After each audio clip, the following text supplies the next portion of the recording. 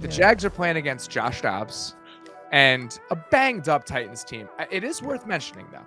Danico Autry and Christian Fulton did not play the last time these two teams played, when Evan Ingram went crazy and the Jags were just throwing the ball all over the yard. It seems like they might both be on track to play. Jeffrey Simmons was limited earlier this week. He missed the open portion of practice on Thursday, so it seems like he should play, I would have to guess. Yeah. So there are some guys on IR on the Titans defense, right? Elijah Molden, David Long, but they're as healthy, or seemingly as healthy on that side of the ball as they can be, considering who's on injured reserve right now. So that may be one difference with the Titans team we saw the last time these two teams played and the Titans team we might see on Saturday. They're healthier. I think that's a good way to put it, especially on defense anyways. Yeah, but the Nico Autry coming back is very important for them. And you wish that they, like you mentioned, Evan Ingram running wild on them. That's where David Long comes in. Missing him has been huge, because now we talk about him against the run. He is, and against the pass too. And he's just such a communicator for that defense, and that helps him out. Just eyes, guys crossing linebackers formation or faces, either pre-snap or post-snap. That's how you take advantage of poor linebacker play. It's because they have to if you stare straight ahead, like I'm just a normal person, if you're listening to this podcast, you're staring straight ahead. Think of you having a helmet on and think of your peripheral vision. You have to assume a lot of what's going on. So when somebody crosses your face and you don't understand what's going on, you can get caught up or hesitate, and big plays can be had against you. So it's very important that why that happened with Evan Ingram and what's going on with this Titans defense right now. But same thing with the Jags offense. It's like their defense isn't great, but their Jags offense is just no stupid turnovers in the red zone. And that's good. They're going to move the ball. The Jags offense has done it against basically every team. It's just those high leverage situations don't shoot themselves in the foot. So the Titans did not play a good chunk of their starters last week. I think they're resting some guys, but guys are also banged up. I want to read this to you. I want to read the offensive line starters for the Titans last Thursday. I looked it up before this, so I want to hear it too. Their left side of the offensive line was the same. But so you had Dennis Daly at left tackle. You had Aaron Brewer at left guard. Center was Corey Levin. You know who Corey Levin is? No. Corey has been on the Titans. He played his first game for them, played his first snaps in 2018. So he's been on the roster. Did not play in 19 or 20. So, but he played a little bit last year, played 46 snaps, and then 175 total this year.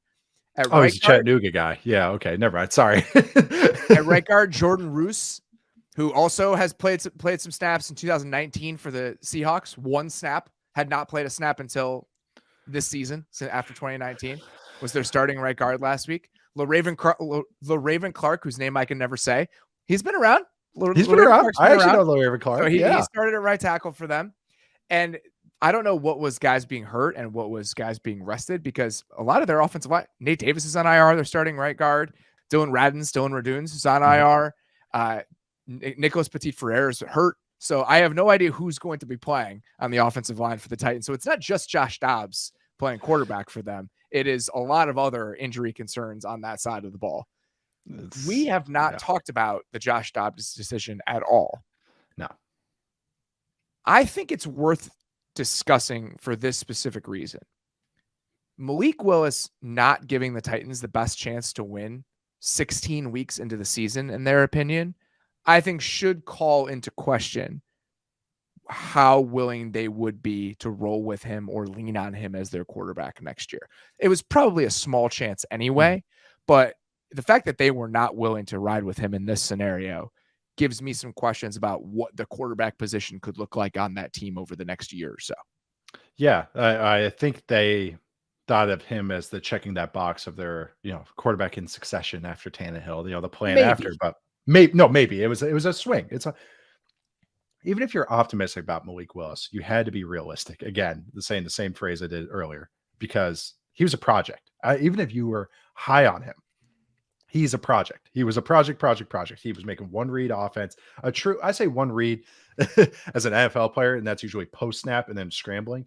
Malik Willis's offense was basically two routes, pick one, and then if not there, scramble around, run around. He was always going to be a project, especially getting into a wordy NFL offense that uses a lot of motion, a lot of just formation shifts. Just play calls is already one big step. if this were week 3 and they were like, yeah, we like Dobbs maybe more than Willis. Okay, I totally understand that. He's always gonna be a project. But now, like you said, we're in week 18. They're like, no, like we're not even like Vrabel's like, we're playing to win. And they're saying that Willis is not their best answer. They'd much rather go to Dobbs. It's interesting. They're really saying like, screw the potential. We don't even want to give that shot because we think it's a null and void kind of thing. So that is interesting that they're deciding, because now it makes it like the Titans in the quarterback market a very open answer now, more than I thought maybe 6 months ago.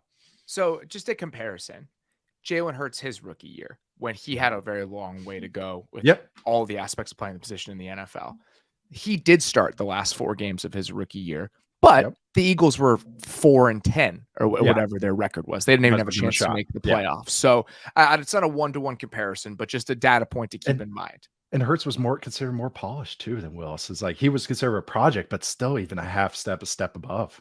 I guess what I'm trying to say is just the fact that he wasn't ready to do it right now doesn't mean that with another offseason and a lot more time, they wouldn't be willing to have him as part of their plans. I do think it is a mark against that as a possibility. Yeah. But as two guys that talk about 32 teams, it's like, this is our checkpoint and this is where we're at with this checkpoint. And so we have to acknowledge that this is where we're at in week 18 with this checkpoint, with this quarterback situation. I was just trying to think of a guy who wasn't drafted in the first round, who wasn't rookie and at this point in the season got to play. And that Jalen Hurts his rookie year. So I think that's one consideration. Ryan Tannehill is under contract for next year. It's for $35 million, I think is his cap hit. They could save about half of that against the cap if they moved on from him. They are over the cap right now by about $17 million. If you look at something like over the cap, they can get out of that with a couple moves. Bud Dupree, Robert Woods, some of the veterans that they have. So it's not as if they have to move on from Tannehill in order to field the team next year.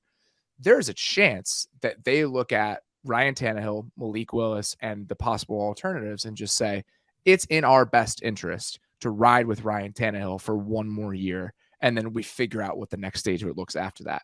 This is complicated by the fact that we don't know who their general manager is going to be as they're going to make all of these decisions. So there's just a lot of uncertainty about what this team is going to look like. And I think the decision to not give this opportunity to Willis right now only adds to that uncertainty.